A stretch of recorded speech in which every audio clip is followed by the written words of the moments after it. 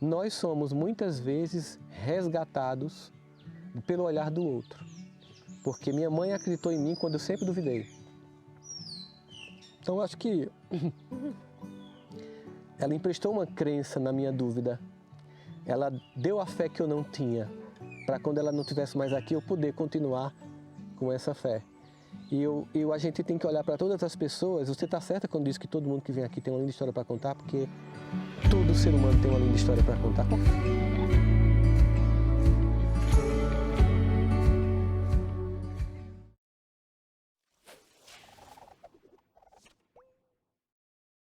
Seja muito bem-vindo à Sombra da Árvore. E hoje eu tenho aqui do meu lado uma confirmação. O propósito da árvore é contar histórias, inspirar pessoas, mas hoje o propósito maior foi de conexão, de uma pessoa que trouxe essa que está aqui ao meu lado. Quem o trouxe foi Vicente Pessoa, que já esteve aqui na árvore, a entrevista dele é maravilhosa. Então, primeiro, minha gratidão, Vicente, por essa conexão. E depois eu quero contar uma historinha que a gente foi se falando para trazer essa pessoa até aqui. E eu falei assim, eu só vou falar que ele está ao meu lado depois que eu seguir a regra do meu pai. Quando a gente ia pescar, eu, meu pai e os netos, iam 6 netos no barco, no Araguaia. E aí a gente, era 6 meninos, tipo de 9 anos, cada um com sua vara, era um tal de levantar, tirar o colete. Eu peguei meu pai, vamos colocar regras. Não pode ficar em pé. Segunda regra, não pode tirar o colete, mas a regra principal, a gente só fala que pegou o peixe depois que o peixe está dentro do barco. Então agora o peixe está dentro do barco. E eu estou aqui do meu lado, mãe, o Rossandro está na árvore. Mas Rossandro, antes de te chamar e te pedir para te apresentar, eu vou fazer uma coisa. Eu vou me juntar à árvore, que eu ainda estou emocionada, o momento de tietagem vai tentar passar. Mas eu me junto à árvore, assim, que cada pessoa que está aqui é extremamente importante. E a árvore não sabe quem é o Rossandro, né? A Leninha sabe. E aí eu me junto a ela e uso essa energia dela de que todo ser que senta aqui é extremamente importante, que tem lindas histórias para contar. Então agora eu vou me esvaziar, faz de conta que eu não conheço o Rossandro e eu quero saber cada pedaço dele. Ah, vamos embora. Então, quem é você, Rossandro? Quem é você na fila do pão?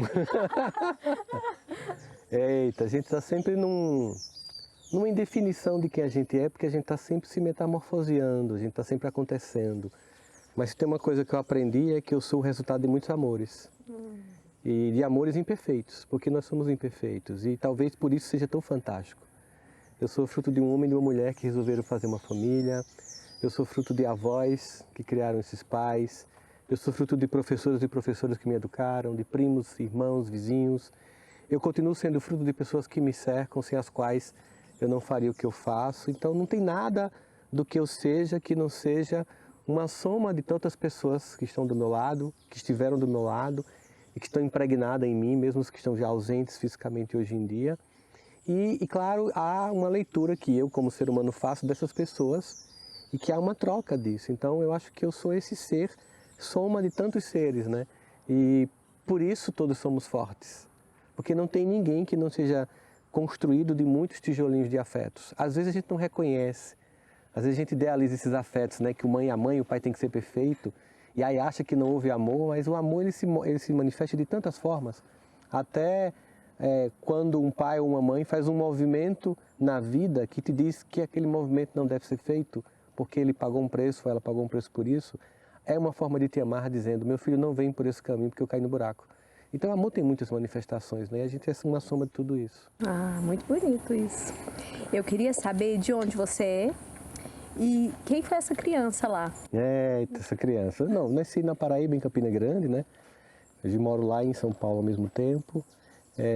A infância não foi muito boa, porque assim, no sentido, hoje eu vejo com um grande aprendizado. Era necessário. Hoje eu tenho um sentimento profundo de valor por cada etapa que eu passei, mas na hora que está doendo, não é bem assim, né?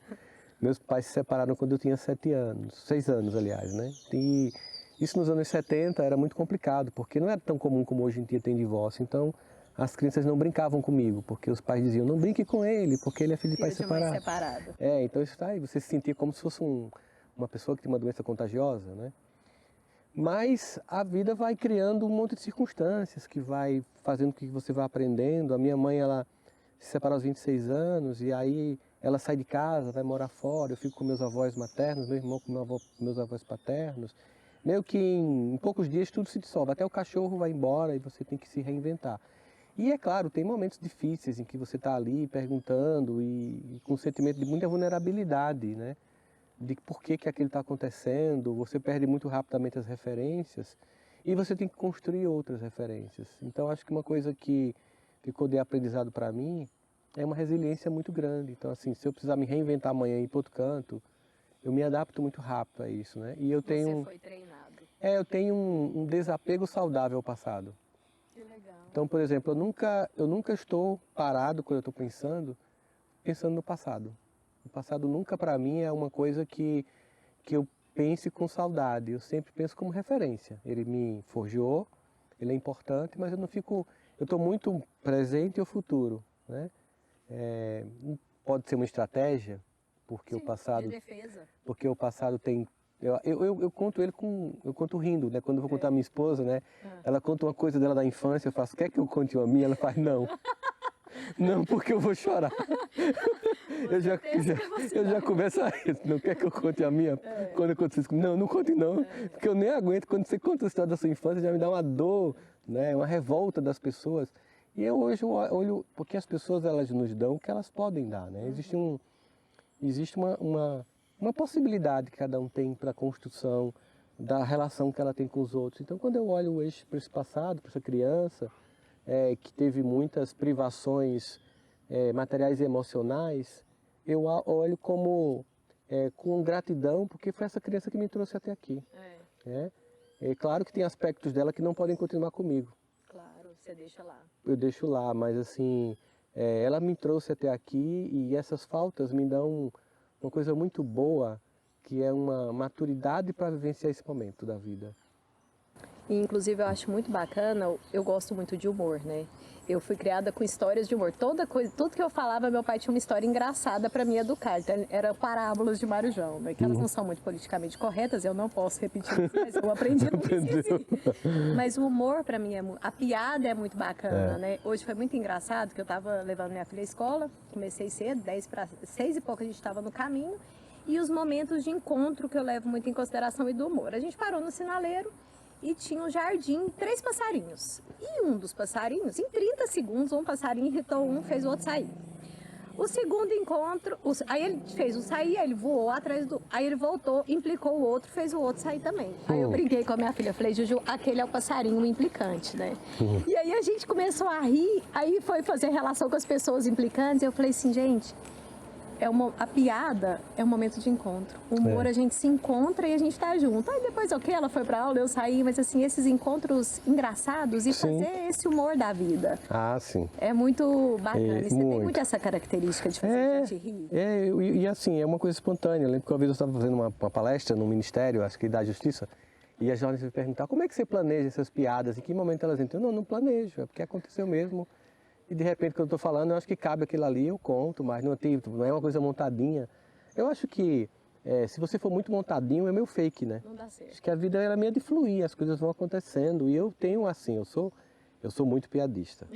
Quem convive comigo sabe que assim, eu não perco a oportunidade de brincar. E eu acho que esse é o lado da minha criança que eu não abandono.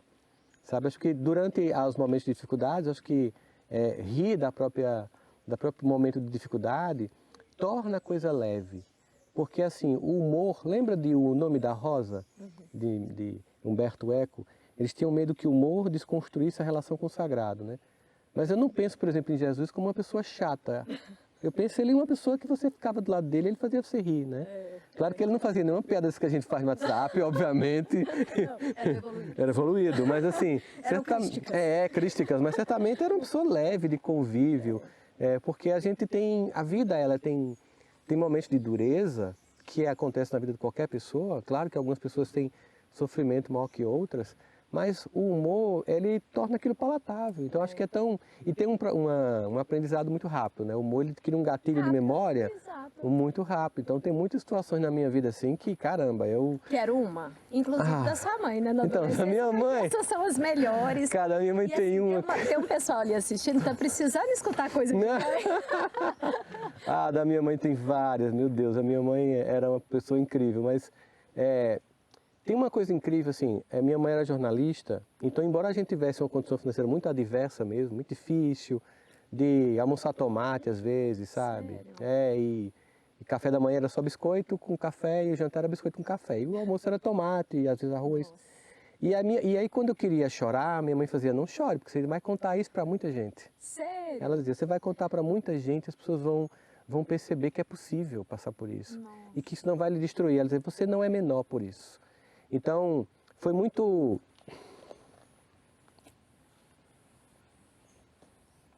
A árvore tem dessas coisas.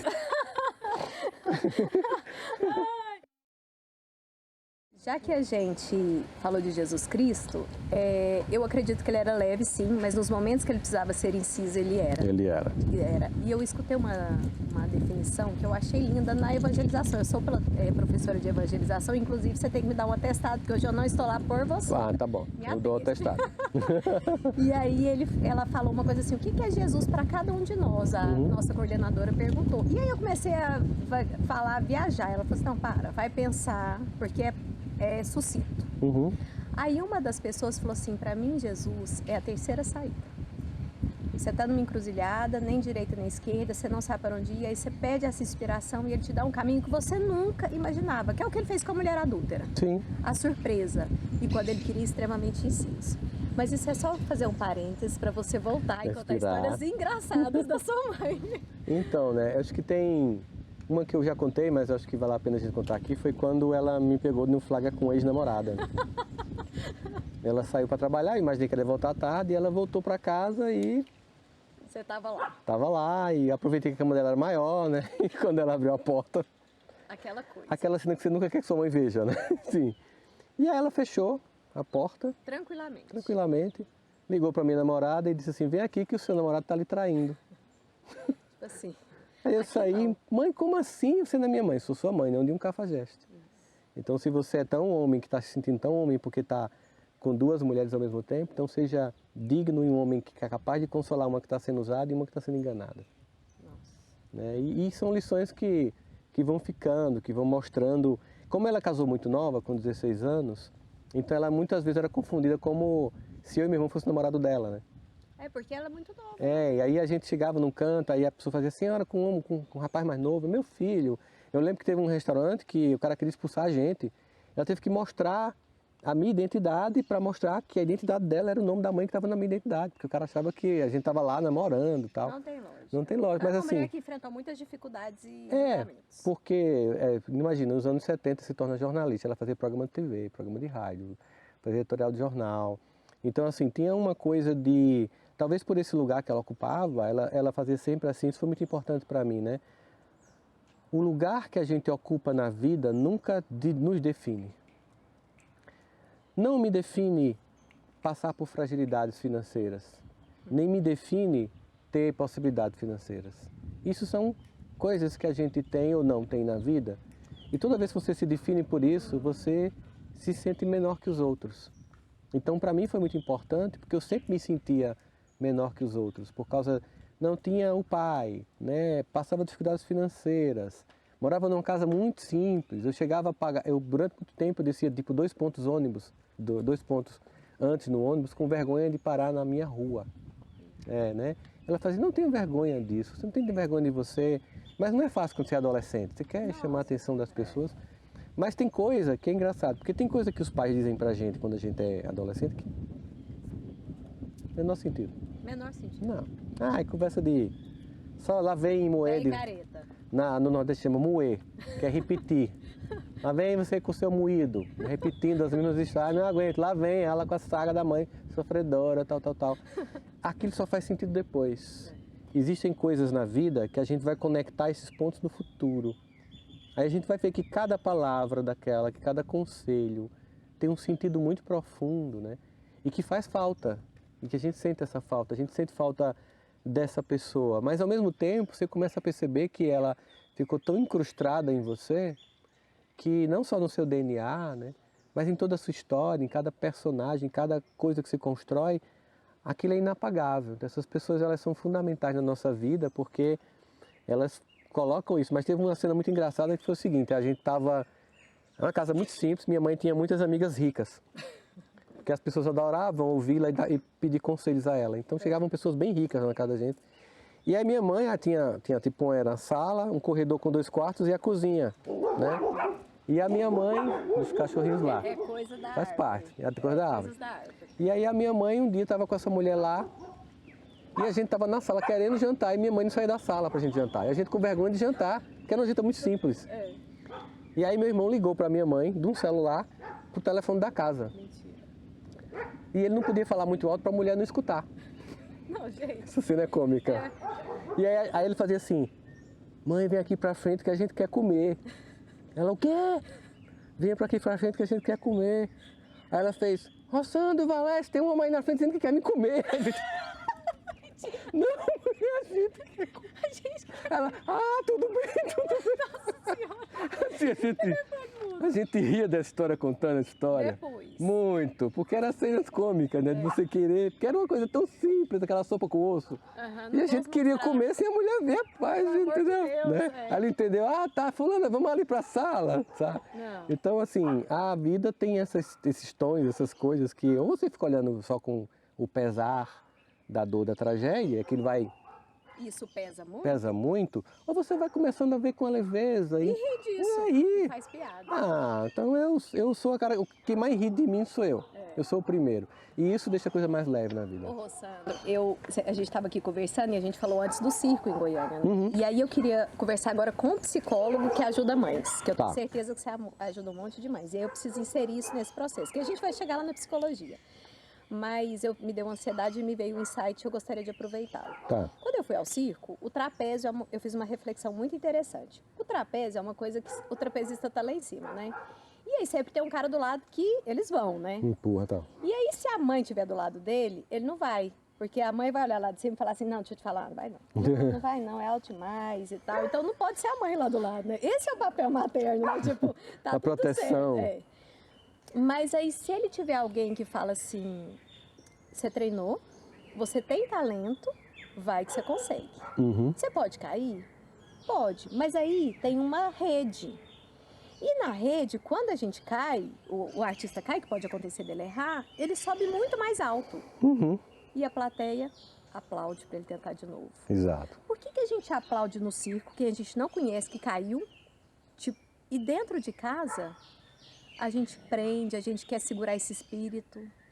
Eu acho que existe... Entende isso da maternidade? Porque sua mãe sendo muito incisa naquela época, hoje, assim, como mãe, tá? A gente tem medo. E o que esse menino vai fazer? Se eu for muito dura? Espanar, sabe? Primeiro que a gente tem uma ideia de não valorizar o processo, né? Na vida, tudo é adquirido através de um processo. Eu, por exemplo, quando uma criança está aprendendo a ler e ela gagueja, ela pecou ou errou, é um processo. A gente tem que aprender a valorizar que tudo é um processo. Então, uma criança que está aprendendo a ler, ela vai gaguejar. Ela não pecou nem errou, é um processo. Uma criança que está tentando aprender a andar, ela vai cair. Ela nem pecou nem andou, é um processo. Se eu punir uma criança que tentando andar cai, ela não anda mais.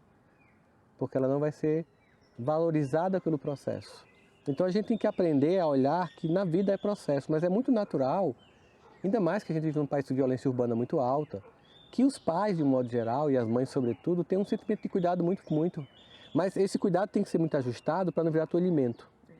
Porque se você tolhe muito, aquele filho ou aquela filha em um momento vai sair e não vai voltar mais, porque ela vai sentir que saiu de uma gaiola. Então é sempre uma dinâmica que você vai soltando um pouquinho uma corda e sentindo onde vai, percebendo e observando, porque sim, a gente tem que cuidar de quem a gente ama, mas ao mesmo tempo tem que lembrar que em algum momento a gente não vai estar mais aqui. Não. Então tem um Winnicott, que é um grande psiquiatra, pediatra e psiquiatra e psicanalista. Amor, né? Ele falava que uma mãe e um pai suficientemente bom é aquele que se torna um dia desnecessário. Não que deixe de ser importante, mas é que você ganha autonomia. E que eu não precise mais daquela pessoa tutelando a minha vida. Então eu tenho que pensar assim, eu tenho que educar um filho, uma filha para autonomia. As pessoas ou fazem ou largam e dão uma autonomia antes do tempo, o que distorce a criança, torna ela uma déspota, porque ela escolhe o que comer, o que vestir, para onde vai, ela não tem maturidade para fazer isso. Ou então inibe crescer, sempre escolhendo, sempre aqueles pais helicópteros que estão o tempo inteiro. É sempre um exagero, ou do excesso ou da falta. É o que a gente chama de ou é um quartel ou é um hotel. E o que a gente precisa é um lar. Agora, é importante toda mãe, todo pai saber que a gente erra. Não tem jeito. Porque não tem E a gente pode aquele, assumir que não erra. tem como, ninguém vai conseguir fazer isso de forma perfeita, sabe? A perfectibilidade é uma característica só do divino. Nós não somos Nós assim. não somos. Então acho que a primeira coisa que a gente tem que olhar para na educação dos filhos é tira a culpa da jogada. Upa, mas aí eu brinco que na maternidade a gente recebe 2 pacotes. Filho e culpa. Mas Pois é. ok, Mas filho já dá muito trabalho. deixa a culpa. Então deixa a culpa de Deixa a lado. culpa, Deixa a culpa de deixa a lado porque o filho já dá muito trabalho. Rossandro, onde que entrou, quem veio primeiro, a psicologia ou o espiritismo? Não, para mim foi a psicologia. Como que foi essa escolha daquele menino que não gostava de estudar? É. E tem 1 milhão de histórias. Essa parte é boa, né? É. Dá tempo da gente contar tudo? Dá. É tanto assunto! Dá, na verdade, assim, que de fato não gostar de estudar é uma coisa que até hoje eu sofro, porque eu tenho déficit de atenção e hiperatividade, né? Sério? E na minha infância eu não tinha Ritalina nem diagnóstico. Não, na verdade tinha um cacete, tipo assim. Não, minha mãe nunca, ela teve esse mérito, assim, ela nunca me comparou com meu irmão, que é muito estudioso, meu irmão mais velho, né? Ele é muito estudioso, então ela nunca quis que eu fosse como ele. Ela só me dizia o seguinte, ó, você vai ser do seu jeito, só que a vida exige que você estude, que você dê resultado. Então, crie seu jeito de aprender, que eu percebi que você é do jeito. Ela nunca me cobrou de eu passar caderno a limpo, de mostrar o livro que eu estudei, o que eu estou lendo. Ó, chegue com as notas aqui. Como você vai aprender, Aí você se vira. porque você não é como seu irmão, você não fica sentado lendo com o prazer de fazer isso. Então ela me deixou, isso é uma coisa que as escolas entendem hoje, são pessoas que têm capacidade de aprender de modo diferente. Mas na época não tinha isso. E ela escutava muito. Adelma, se conforme, Rossandro, não vai dar para nada. Não consegue terminar aí, oitava série, de graças a Deus ele terminar o fundamental. Ele não vai conseguir. Aí ela leva para mim e fazia, vai, né, filhão? Vai, né? Aquele olhar que só a mãe tem pra você. Bluetooth, aquela comunicação Bluetooth. Aí eu, sim, mãe, com certeza, mãe. Então ela me ensinou que a gente tem que fazer o que é necessário, não só o que é prazeroso. E aí estudar é uma coisa necessária, trabalhar é uma coisa necessária. Tem dia que a gente não quer ir, mas tem que ir, né? Tem dia que eu não quero viajar. Eu adoro fazer o que eu faço, mas viajar é cansativo. Né? Tem dia que eu vou fazer a mala, já estou triste porque eu vou fazer a mala. Sair de casa, pegar voo de madrugada, mas eu sei que eu tenho que fazer isso. Né? Então eu vou, não deixo de fazer compromisso. É difícil, eu já fiz palestra com 40 graus de febre, mas eu não deixo de fazer. Só se for uma coisa muito, eu nunca consegui adiar por nada que não fosse muito sério. E esse sentimento de compromisso é muito legal, porque assim ela me ensinou que a gente vai adquirindo conhecimento do nosso jeito. Mas o que acontece muito é que a escola privilegia o aluno de nota alta. E isso gera no outro aluno um sentimento de síndrome do impostor. Como você não é aluno que tira as notas 9, 10, 9, 10, 9, 10, você acha que você é incapaz. Então quando você vai para a universidade, que aí foi igual a psicologia, né? Quando você vai para a universidade, você começa a fazer coisas que você não fazia no colégio e começa a dar resultados que você não dava, mas leva um tempo entre você começar a ser visto como um aluno legal, que também foi um trauma, né? E tem minha mãe na história. Eu estava lá apresentando um seminário e tinha um aluno que era formado em sociologia e tinha doutorado já, e resolveu fazer psicologia. Era meu colega de turma, então estava com 18 e o cara com 40, com doutorado. Não. E a professora. Uhum. E eu fui apresentar o seminário e foi terrível. E a professora olhou para mim e fez assim, olha, você nem merecia o título de estudante universitário, porque você desonrou aqui o seu lugar, porque as pessoas esperaram que você apresentasse o seminário com dignidade aqui para os seus colegas, que estavam esperando conhecimento. E você não fez isso. E eu só não chorei porque tinha uma menina lá que eu estava muito afim, então para não queimar o filme, segurei o choro geral, né? Peguei o ônibus, cheguei em casa, desabei, contei para minha mãe, esperando aquele apoio materno, né, dela, clássica, ela olhou para mim e fez, eu imagino, meu filho, a bosta que não foi essa sua apresentação. Deve ter sido uma bosta muito grande, porque para uma professora dizer um negócio desse, eu disse, mãe, isso é minha mãe. Sim, por isso que eu estou dizendo. Ela deve ter sido uma bosta. Agora, olha, você tem duas alternativas, meu filho. usa isso como justificativa do trauma, fecha o curso, não vai mais, culpa professor, esse colega, e nenhuma das coisas que você sonha realizar, você vai realizar. Ou você entende que você errou, e a vida sempre dá uma nova chance. E no novo seminário, você faz diferente. E aí você escolhe, você quer fazer qual percurso? O do que desiste ou do que persiste? Eu quero do que persiste. Então você vai apresentar para mim e para o seu irmão. Eu disse, ah, não. Eu apresento para qualquer pessoa, menos para o meu irmão. Você vai apresentar para o seu irmão. Não, não apresenta para o meu irmão, não. Deus me livre para ele. Apresenta para ele. Por quê? Se você apresentar para ele, você vai perder o medo da humanidade. Nossa. Você vai falar para uma multidão de pessoas. Se você convencer seu irmão, tá feito. Meu irmão, ele me botava para ler clássicos franceses. Eu li André Gide, eu li Stendhal, Vermelho Negro. Você quer, e ainda tem que discutir com ele, né? Fazia isso. Não, eu tinha que entender. Eu não tenho essa coisa de eu não entender essa palavra, não. Isso não vou explicar. Vá procurar entender como essa palavra é. O que é obscuro? Não, vai ler. Aí eu tinha que pesquisar. Eu digo que eu nasci na casa do Bop. Graças a Deus, né? Senão você não estava aqui Então, hoje, né? apresentei para o meu irmão, ele corrigindo tudo, tal. Não, é assim que não. Teórico não se chama assim. Não, não, não. E aí fui apresentar o seminário. Tinha um seminário no final da disciplina. Aí a professora fez: você tem um irmão gêmeo? Eu disse, não, por quê? Porque o cara que apresentou há 3 meses atrás, esse é uma outra criatura. Foi que houve. Eu disse, não, minha mãe fez isso quando eu cheguei em casa contando. Ela fez, se as mães entendessem que um professor nunca quer humilhar um filho, mas tornar ele uma pessoa melhor, jamais vinha aqui humilhar a gente. Que bom que sua mãe entendeu e está colaborando com o processo. O que aconteceu naquele dia? Eu era um aluno que passava despercebido na universidade. Era mais um aluno. A partir daquele dia, todo mundo da turma queria ir para o seminário comigo, porque eu apresentava bem, né? E aí eu comecei a descobrir um dom que eu não conhecia, que estava embotado por causa da timidez, que eu tinha muito compulsivamente, né? E aí aquele evento, ele foi um evento de uma dor que liberou uma potência que eu não conhecia, com a ajuda de uma mãe que não colocou a dor como mais importante do que o aprendizado. O aprendizado se sobrepôs à dor. Aí a partir dali eu comecei a ser conhecido pelos professores. O nome começou a ser conhecido, todo mundo queria fazer seminário comigo. Então mesmo que eu tirasse nota ruim, eu sabia que no final eu tirava nota boa, porque na média no final eu apresentava um seminário legal. E aí aquilo foi virando um dom, até que alguém começou a me chamar para falar, para expor aquilo fora da universidade. E é claro, vai um movimento que você imagina, no momento que você está assim do lado, Carnói cortando do seu lado, Nossa. dando uma palestra, e você lembra que todo mundo dizia que você não ia dar para nada. Aí você faz, ou eu estou enganando todo mundo muito bem, né? Ou de fato eu consegui, né, construir um percurso nesse sentido. Então hoje eu acho que esses pais que olham para os filhos devem olhar e entender que aquela criança que agora parece tão incompetente, você nunca sabe quem ela vai ser. Eu nunca subestimo ninguém, porque quando a gente é professor e eu dou aula, né, dei muita aula, hoje eu dou mais pontualmente, mas eu dou aula, a gente descobre uma coisa. Tem alunos que você jura que não vai dar para nada. Isso aqui não tem jeito. Aí, 10 anos depois você encontra a pessoa, está lá acontecendo de forma brilhante. Você faz, o que houve? Tem alunos que você pensa que vai bombar, que vai ser assim um sucesso. Você encontra 10 anos depois um fracasso total. Então, ninguém pode subestimar ninguém.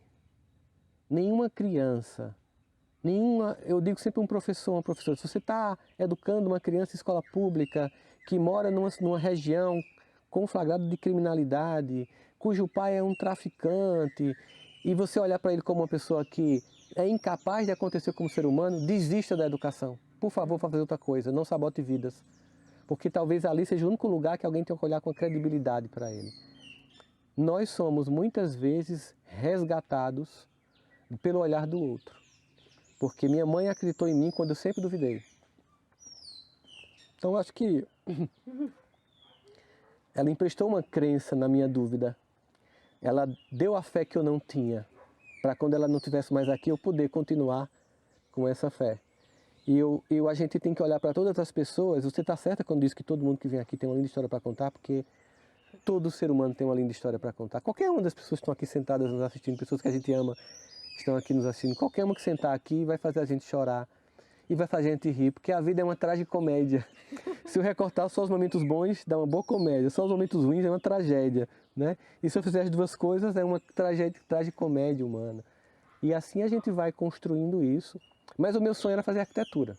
Sério? Ah, eu adoro arquitetura, adoro o belo. Adoro arquitetura. Beleza, as coisas, os móveis e os lugares. Quando eu vou para os lugares, eu fico admirando as coisas, a arquitetura dos ambientes. Mas eu não gostava de matemática. E aí eu também aprendi a não querer fazer uma coisa que vai muito de encontro ao meu. Imagina que eu queria ser Michael Phelps, com 1,74 m. Não vai rolar, né? Não. Então, o jogador da NBA também não vai rolar. Então tem que. Chama pro real. O sonho tem que ter um pouquinho de sincronicidade com o real. E aí tem um amigo da minha mãe, que é um psiquiatra da minha cidade, chamado Edmundo Gaudêncio. Ele era um amigo da minha mãe. Minha mãe fazia um jornal no domingo e ele fazia uma coluna de psiquiatria no domingo. E ele foi tomar um vinho no Natal lá em casa. E ficou falando sobre psiquiatria, tal. Eu sabia que eu não ia passar em medicina, nem tentei. Mas, imagina, né? Deve ser atenção, não rolava, né?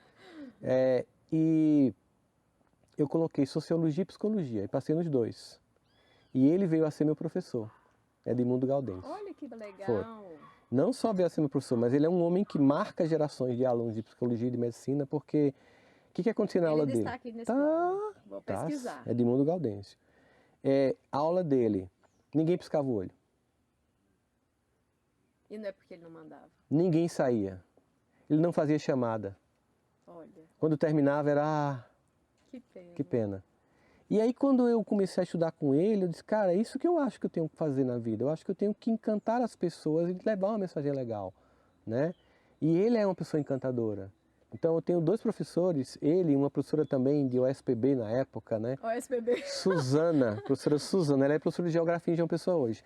E eu procurei essa mulher durante uns 5 anos.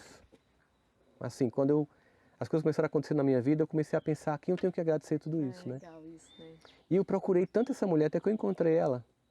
E alguém me deu o telefone dela, eu liguei para ela. Professora, eu sou Rossana. Então ela, ai, que lindo, vejo tudo o que acontece com você, estou tão orgulhosa. Estou ligando para dizer que a senhora tem um papel tão importante. Que lindo. Porque eu era aluno bem ruim, sabe? E o único lugar que eu era valorizado era com ela. Ela olhava para mim e dizia, não, você é capaz, sabe? E eu disse, eu estou ligando para a senhora saber que parte do que eu conquistei tem seu dedo. Então, por isso que eu comecei aqui a gente conversando, dizendo que a gente é resultado de muitos amores, né? Porque tem gente que nem sabe. Então, pai, mãe, professor, a gente nunca sabe o que está plantando. Mas a gente tem que aprender a plantar, né? Ô, Sandro, as pessoas falam assim, nossa, você é muito boa na árvore. Não, só não é porque senta tanta gente boa do meu lado que eu não preciso fazer nada. Não. E eu queria ver, eu vejo os seus olhos e sempre me perguntam quem mais me marcou aqui. Esses dias eu fui numa rádio, primeira vez, pensa, eu na rádio. E falei assim, me perguntaram, quem mais te marcou? Eu falei, gente, todos me marcaram. Mas tem uma coisa que marcam em todos, o olho. E aí eu falo assim, o olhar muda, o brilho muda. E aí eu descobri uma pesquisa, olha que coisa louca, talvez você não conheça. Que pesquisaram qual é o único sentimento que ele é genuinamente universal, a forma de se expressar. Sim. Sabe disso? Não. Aí eu pensei, sorriso. Não, choro. Sabe qual que é? Olhar. O olhar. A retina expande. Não é retina, é a íris. A íris expande. Se expande, ele fica mais brilhoso e se ilumina quando a gente se interessa por algo. Então, assim, eu já vejo no seu olhar que a árvore está sendo bacana. Então, obrigada. Que bom, com certeza. E eu fico muito feliz e eu tô aqui ansiosa e me controlando para ficar em você, porque tem tanta coisa que eu quero absorver disso aí. E eu não queria deixar de falar do espiritismo, porque você é um missionário, né? E suas palestras são maravilhosas. E eu escutei de um tratamento que tem no centro que eu frequento, de uma entidade que falou assim, na pandemia as pessoas tiveram medo de morrer. E agora que as coisas estão voltando ao normal, as pessoas estão com medo de viver. Ah, com certeza. E aí eu queria que você fizesse essa ligação do que foi essa religiosidade na sua vida. Para mim a religião sempre foi muito importante, né? Ela ainda é importante e talvez porque eu comecei católico, passei muito tempo evangélico e espírita, eu vejo o valor de cada uma delas para mim. Eu tenho muitas pessoas que são de várias religiões que me seguem, né? E que absorvem meu conteúdo e é bem interessante porque às vezes uma vez eu estava no aeroporto, aí veio um monte de pastor orar por mim. A gente pode orar por você? Pode! A gente passa seus vídeos na igreja, você pode gravar um vídeo para mim? Eu disse, posso, pastor, mas eu posso dizer um negócio para o senhor? Ah, a gente sabe que você é espírita. Que, né?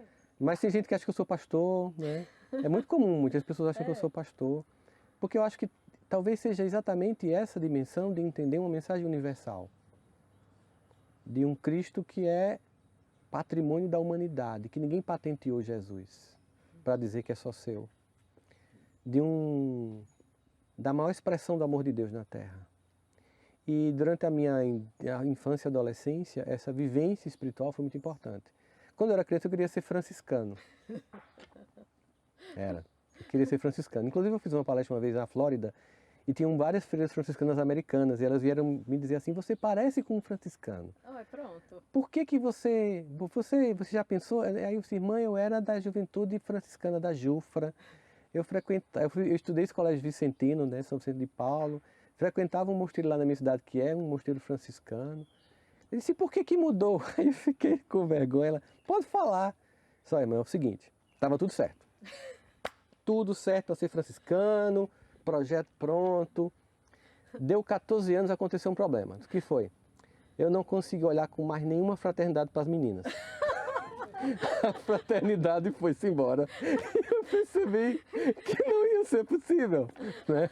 Sinceridade com as irmãs. Elas começaram a rir, a gente entende, meu filho. Pois então, aí eu percebi que eu tinha que levar isso para outro lugar, né? E a doutrina espírita é esse olhar, esse lugar também de encontrar o sagrado na minha vida, que é muito importante, que me define e que levo, né, para as pessoas. E percebendo hoje que cada vez mais a gente vai falar muito mais sobre aquilo que nos une do que aquilo que nos separa. A gente está num momento de muitas divisões, em que você arruma um inimigo se você discordar. E a gente precisa começar a ter a capacidade de dialogar, de ter concordância, de perceber que o que nos une em termos de fé é muito maior do que o que nos separa. Porque enquanto as pessoas nas religiões brigam por diferenças pequenas, o mal lá fora está unido para destruir a humanidade. E nós temos que ter isso em mente, porque quem trabalha pela causa do Evangelho não é um concorrente, é um caminhante, é um colaborador de uma grande jornada em que a gente está aqui para a construção de uma humanidade melhor. No momento em que as pessoas estão se matando, estão se destruindo, estão com medo de viver, estão sem encarar a própria existência, falar daquele que, como você muito bem colocou nessa história, que seria essa terceira alternativa, né? Eu aprendi uma coisa na relação com o sagrado, que é assim, minha cunhada ela é pastora, e a gente tem uma família muito ecumênica, e é muito legal, lá em casa a gente faz o culto, faz, sabe, evangelho no lar, e ela um dia estava orando muito, e aí eu fiquei assim, porque como eu sou hiperativo, até na minha relação com Deus eu sou hiperativo, então é bem rápido, eu amanheço o dia e faço, Papai do Céu, estou pensando nisso, tal, me ajuda nisso. Geralmente eu começo o dia louvando, eu gosto muito de louvar a Deus, eu gosto de louvar a Deus. Aí depois eu começo a ter uma conversa com ele. Minha cunhada fez uma oração de 15 minutos. Aí eu fiz, caramba, 15 minutos, eu acho que eu faço um Twitter com Deus, né? E eu fiquei com aquilo, né? Será que ele me escuta? Porque eu fui tão rápido. E aí a minha cunhada no outro dia ligou para mim e fez assim, cunhado, você está ocupado? Não, cunhado, o que foi? É que o Espírito Santo veio aqui me falar uma coisa, e eu queria te responder uma pergunta que você fez ontem. Se eu fiz uma pergunta ontem, fez. Eu não sei o que você perguntou, mas isso é a resposta. Aí eu não lembrava da pergunta. Aí qual é a resposta? Deus lhe escuta sempre, desde criança, do seu jeito. Assim como qualquer pai tenta entender o filho que ama, ele escuta cada filho do jeito dele. Então não queira fazer uma relação com ele diferente da que você faz hoje. E aí o que eu percebi? Que ele não é a terceira alternativa, é a primeira. Eu inverti a ordem. Eu sempre começava pensando o seguinte, vamos imaginar que eu vou fazer um negócio, né? Hoje eu conheço muita gente, pessoas influentes. Então eu poderia pensar, não, primeiro eu vou consultar Cicrano, que sabe disso, ou eu vou falar com Beltrano, que pode resolver isso, ou com o governador, tal. Não, minha primeira opção é sempre Deus, que é o pai de todo mundo. Então eu começo com ele, começo pedindo permissão, e aí como eu sou meio obtuso, eu faço o seguinte com Deus, manda um sinal, mas não manda um sinal muito metafórico não. Não manda um sinal de fumaça para eu interpretar, não. Manda legendado, caixa alta, grifado, piscando. Não faça isso. Né? Então, eu acho que na relação com o sagrado existe uma coisa muito importante a ser desenvolvida por nós, que é a intimidade. Sabe quando a gente tem um casamento longevo? Janine, minha esposa atual, quando eu era namorado dela, né? Ela começou, tipo, chegava uma tia dela, ela, minha tia é assim, assim, assim, ela vai vir visitar a gente, então olha, não comenta tal coisa, você gosta de fazer muita piada, ela é mais séria, dava um monte de conselho, né? Depois de 10 anos de casamento, como é que é? Você faz, ó, não é isso? Basta um olhar que você já comunica por Bluetooth um pacote de dados. Com Deus, quando você desenvolve intimidade, é bem assim. Eu lembro que uma vez, Janine, em 2017, teve uma pneumonia bilateral. Nossa. Que era incomum para a idade dela. A gente hoje suspeita que ela teve H1N1. E eu estava em Congonhas, quando minha cunhada ligou. Cunhado, o médico disse que ela não vai sobreviver. Nossa, desse jeito. A gente está desesperado. Você estava indo para Campina, aí eu estava na fila indo para Campina. Eu entrei no avião, aquela coisa travada assim, sua angústia. Putz. Aí eu fui, ó, papo reto, papai Céu, não vai rolar sem ela. Não dou conta. Não dou conta, não vou, ela não, é muito nova, então assim, eu não sei o que fazer. Não, eu lembro que um amigo meu fazia, eu vou pegar ela num jatinho e trazer para o Einstein. Se você quiser, a gente leva para os Estados Unidos. Eu pensei, peraí, eu tenho que pedir ao médico dos médicos. Porque não adianta, sabe? Tem hora que não adianta jatinho, não. E aí eu falei com Deus, não faz isso comigo. Não. E quando eu posei em Campinas, ela tinha saído da UTI. Foram 3 horas de voo. E cheguei em Campinas, e aí não tinha, hoje tem internet no avião, né? Dele não precisou nem de internet, Não, né? eu acho que eu aproveitei que eu estava lá em cima e ficou mais fácil a comunicação. Mas enfim, acho que a gente tem que começar com Deus. Ele tem que ser a primeira pergunta, a primeira resposta. Lembrando Davi, quando ele diz assim, que tem hora que a gente nem sabe a dor que sente, né? E quando eu estava em casa muito irritado, sabe aquele dia que você faz tudo errado, que dá dando tudo errado, eu fui fazer o evangelho no lar, fui fazer pro piloto automático, mas Deus está lá preocupado comigo, é tanta coisa nesse mundo. Aí eu fui pedir uma pizza depois do evangelho, aí você abre no Google, né, ele já localiza você, onde você está, pro GPS, as suas pizzarias próximas prediletas. Aí eu fiz, caramba, se o Google sabe quem sou eu, Imagina. é claro que Deus sabe, né? Eu lembrei que Davi chegou a essa conclusão sem telefone. Porque ele faz, Senhor, eu sei que tu me sondas. E mesmo quando faltam em mim palavras, conheces o meu pensamento. Então, quantas vezes a gente procura fora, procura nos homens, uma resposta que está no sagrado? Não que a gente também não vá procurar, Sim. mas eu acho que a gente tem que primeiro conversar com o Pai, primeiro conversar com Deus, primeiro ter essa relação com Ele. E isso vai ficando tão natural que a gente faz isso caminhando, que a gente faz isso no chuveiro cantando, que a gente começa, sabe, quando eu comecei a viajar eu me sentia muito só. Porque às vezes eu estava, sei lá, teve dia de eu ir para Nova York e voltar no mesmo dia, porque tinha palestra lá e palestra aqui, então chegar no aeroporto um sentimento de solidão. Quando você começa a ter uma relação com Deus, você não se sente mais só. Você está num ambiente que você não conhece ninguém. Uma vez eu estava em Bruxelas, fazendo uma conexão para a Suíça, não tinha ninguém falando uma língua que eu conhecesse. Pouca gente estava nem falando inglês lá, era tudo alemão, falando irlandês, dinamarquês. Né? Irlandês fala inglês, mas era dinamarquês, eu senti, era dinamarquês, alemão, sabe, sueco. A hora que você escutar o português é tipo... Era, mas eu falei assim, poxa, meu, que coisa estranha. Eu pensei, mas veja, essa Babel aqui foi Deus que criou. Ele quer essa diversidade, essa coisa toda. E ele está aqui, e ele conhece todo mundo, as dinâmicas de cada um, né? E aí você não se sente só, mesmo num ambiente, às vezes cáustico, que as pessoas estão te olhando com desdém, porque é óbvio que quando eu comecei a fazer palestras, eu sofri preconceitos por ser nordestino, né? E piadas, assim, sabe? E aí eu lembrava assim, cara, quem teve a infância que eu tive, não vai ser uma piadinha dessa que vai me... Eu fui preparado pelo BOP. O BOP me preparou, Tá velho. tudo certo, Não vem não que... Eu sou de uma casa católica, mas assim, minha mãe tem uma fé daquela assim, nossa, tá tudo certo. E assim, invejável. Eu via aquela fé da minha mãe e falava assim, eu preciso dessa fé, eu não tenho ela. E eu quero, se eu não consigo, eu quero que meus filhos consigam. Porque essa pra mim é a que sustenta. Eu via minha mãe naquela tranquilidade materna, que eu acho a mais difícil de manter a serenidade. Acho que é o maior teste quando um filho seu passa por alguma coisa. E eu falei assim, vou para o centro espírita, tentei outras religiões e tal, e foi o lugar que de fato me acolheu melhor. E os meus filhos escutaram melhor a lição. E aí virei professora de evangelização, que eu não entro mais ou menos, eu dou de ponta. Então já que é para ir, faltam voluntários, embora virei professora, não sabendo nada de espiritismo. Na verdade, meu primeiro dia de aula foi assim, gente, eu não acredito em reencarnação, tá difícil.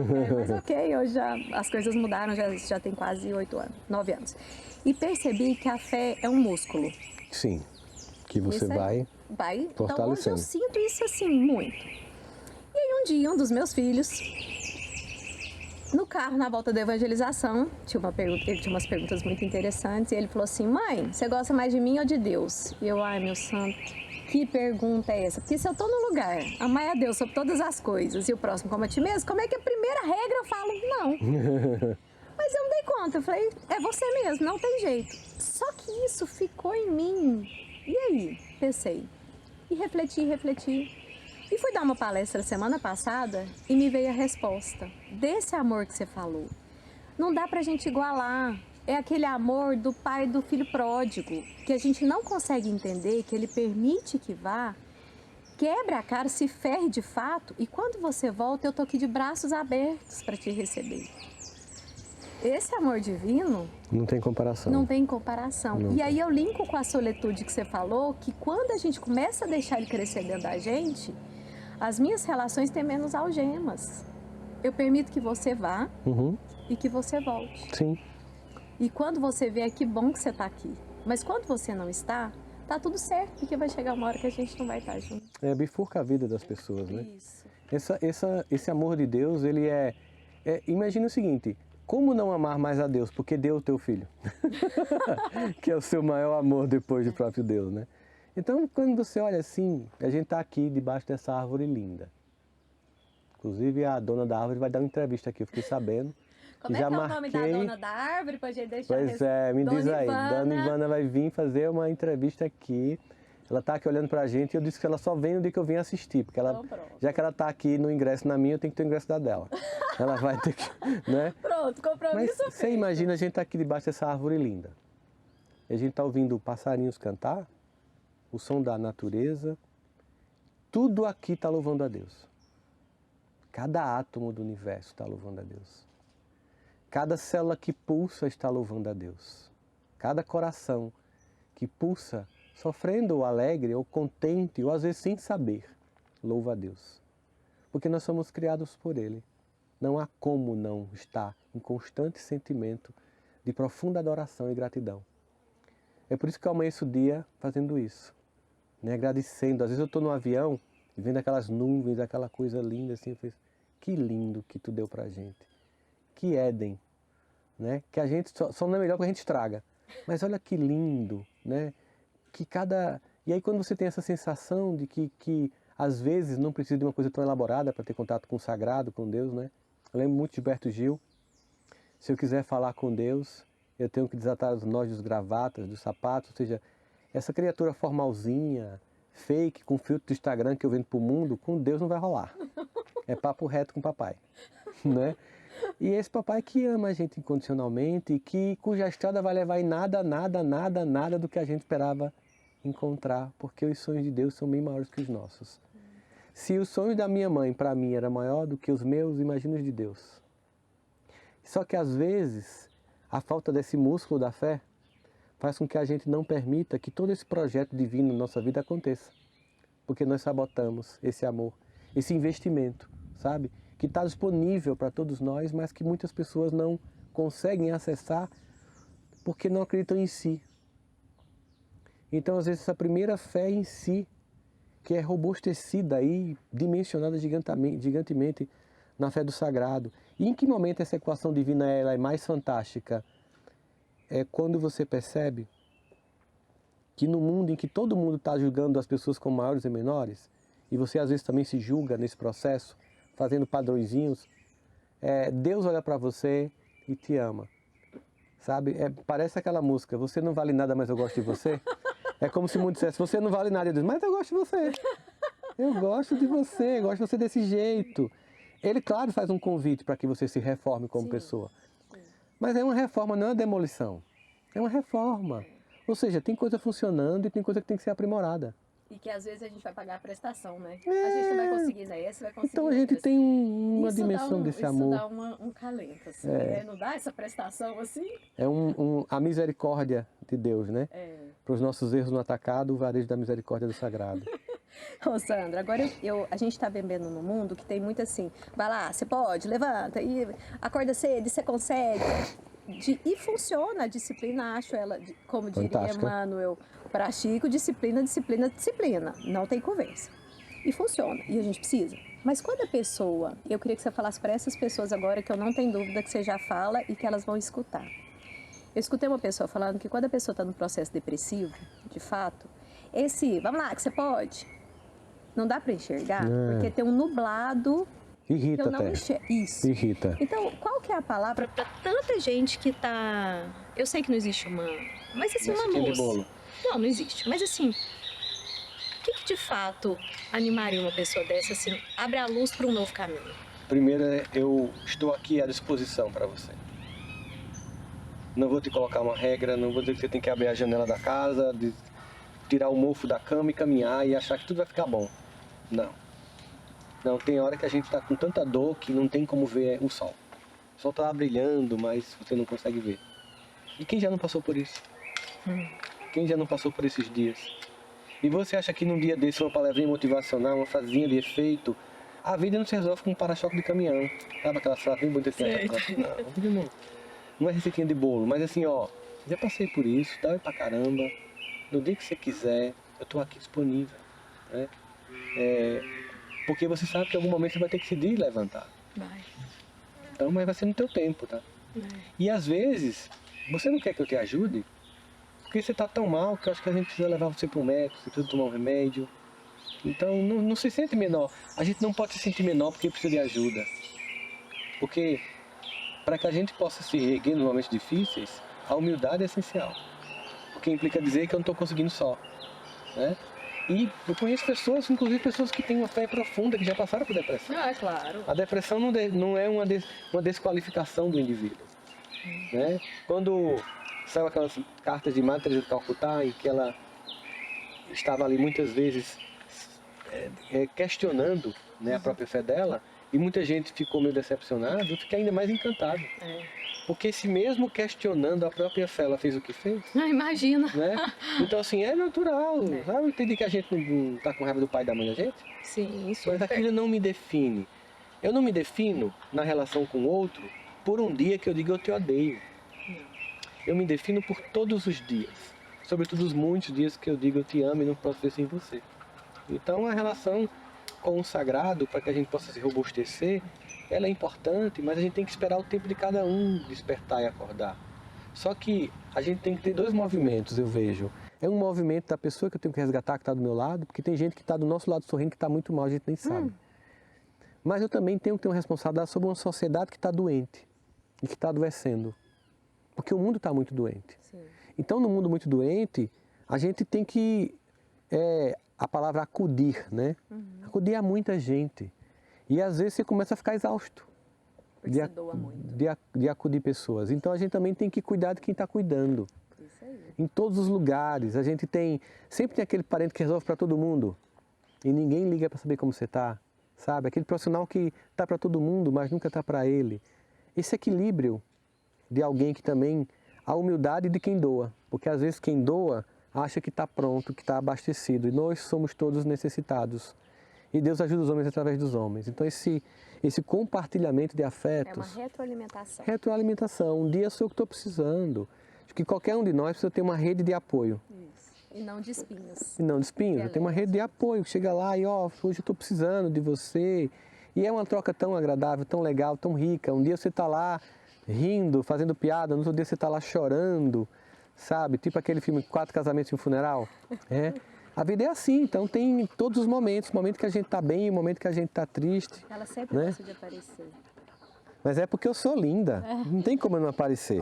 Eu preciso ir pro final, porque a gente precisa tirar fotos com a plateia e eu preciso te usar um pouco. E você tem que ir embora. Eu vou, Então, você me dá o que eu preciso entregar para ele, mas eu quero fazer uma última pergunta. Tá. Enquanto ele pega, eu vou pedir para você pensar, que eu vou te dar um tempinho para você pensar. Tá. Você vai fazer de conta que essa árvore é uma árvore dos desejos. E você pode pegar, escrever um desejo e colocar que ela vai realizar. Tá. E aí eu queria saber o que você deseja. Tá. Peraí que você vai ter tempo de pensar. Gente, eu tô com uma produtora Eita, que lindo. aqui hoje. Aí. Calma, mas não pode ver. Não. Tá. Beleza. Olha pra lá. Tá bom. O que você deseja da árvore? Tem um desejo que é muito meu, que eu não queria compartilhar. Me permita. Mas eu acho que tem um desejo que é bem meu, que eu compartilho sempre, né? Que é um desejo que todo dia eu peço a Deus. Todo dia que eu acordo, eu digo assim: Deus, me usa. Me usa muito. Onde quer que eu vá, dentro de um avião, no aeroporto, sabe? Já vi gente me abordar saindo do banho do avião. Você pode falar comigo? Eu posso, né? Então assim, me usa porque nós estamos aqui só para servir. E eu aprendi muito com meu avô, né? Não contei nada dele hoje. Eu ia falar. Vamos contar uma história dele. Mas ele me dizia eu muito assim, né? adoro. Meu filho, quem não vive para servir não serve para viver. Então eu todo dia peço a isso. Eu peço que o meu lado mais saudável, eu sempre digo, quando está dando certo é porque Deus está no processo. Quando não está é porque é roçando. então assim, que ele possa estar ainda mais presente. Eu queria mesmo ter o desejo de escrever uma carta como Paulo, né? Já não sou eu quem vive, Jesus quem vive em mim.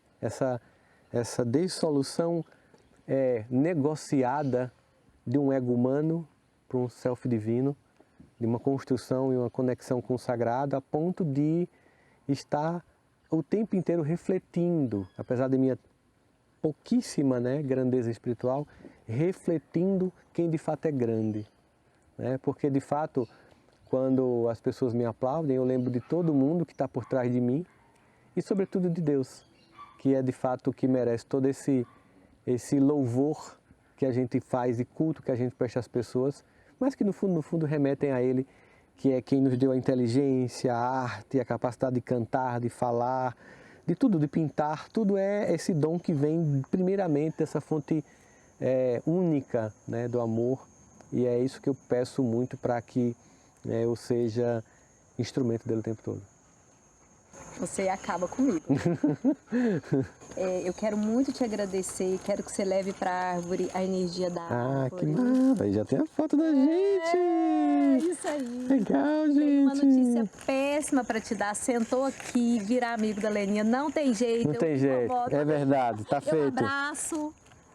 Muito obrigada mesmo. Eu que agradeço. A árvore sempre me surpreende, mas você me surpreendeu de uma forma linda. Você é enorme, você é gigante. 1,74 m só. Não, mas a gente está falando Eu sei, tô brincando. A giganteza desses espíritos e de quanto que você não deve ter noção de quantas pessoas você ajudou e ajuda. E eu falo o que eu falei para a professora Lucilena aqui nessa pandemia, vocês foram missionários. Que o abraço que eu vou te dar aqui no final é um abraço que eu tenho certeza que tem milhões de pessoas que vão querer estar aqui assim, te abraçando, te falando assim, muito obrigada pela sua missão, por cada momento que você esteve sozinho no aeroporto, deixando sua família. Obrigada por essa mãe que me inspira, por esse avô que foi muito engraçado, tudo que não deu tempo da gente falar. Então eu vou te abraçar em nome de uma multidão que te abraça. Posso? Obrigada por